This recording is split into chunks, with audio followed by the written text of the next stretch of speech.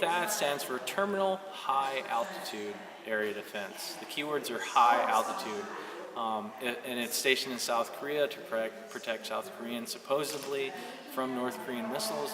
But if North Korea launched an attack on South Korea, why would it have to use a high altitude long range missile when it's on the border?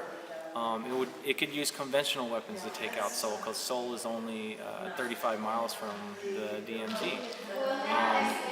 And also that the high altitude means it's meant to take down weapons that are 45 kilometers or higher, and North Korea obviously never has to shoot anything above 45 kilometers to reach any part of Seoul or even Guam in Japan, because they're in such a close proximity to each other.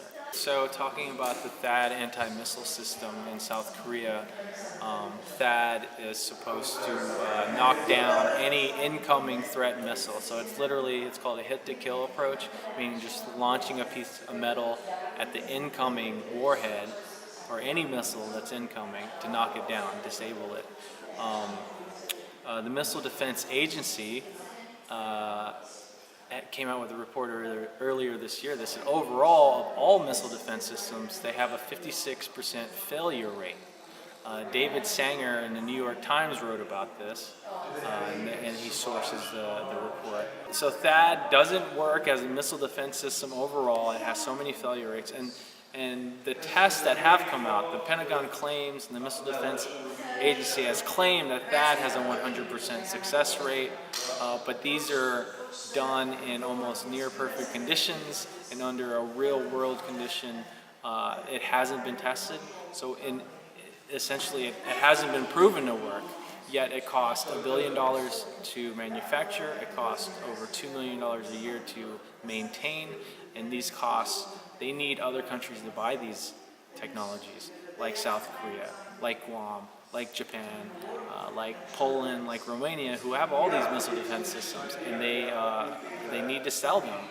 So they're kind of forcing it on to these other countries to pay for these costs.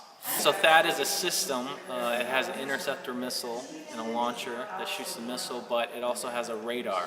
And the radar encompasses over half of China, which is a complete threat to their national security. It encompasses parts of eastern Russia, and that's why Russia and China have come out denouncing that the THAAD is a threat to their national security, and they don't want it there. And everything, all the military posture, the huge U.S. military posture in the Asia Pacific is the reason they give why we have such a huge presence there is because of North Korea. But North Korea is a tiny country that spends a few $1 billion a year on their military. The real threat is China, and it's always been about China. You can look up things like what's called the Century of Humiliation, where Western nations have just completely extracted resources, used China in whatever way that they want. But China, since 1949, now has the second largest economy in the world, and the U.S. sees that as a threat, clearly. 10 years from now, China is supposed to have the largest economy in the world, and the U.S. sees it as a threat, and it's using what it knows best to stop that from happening, and that's military.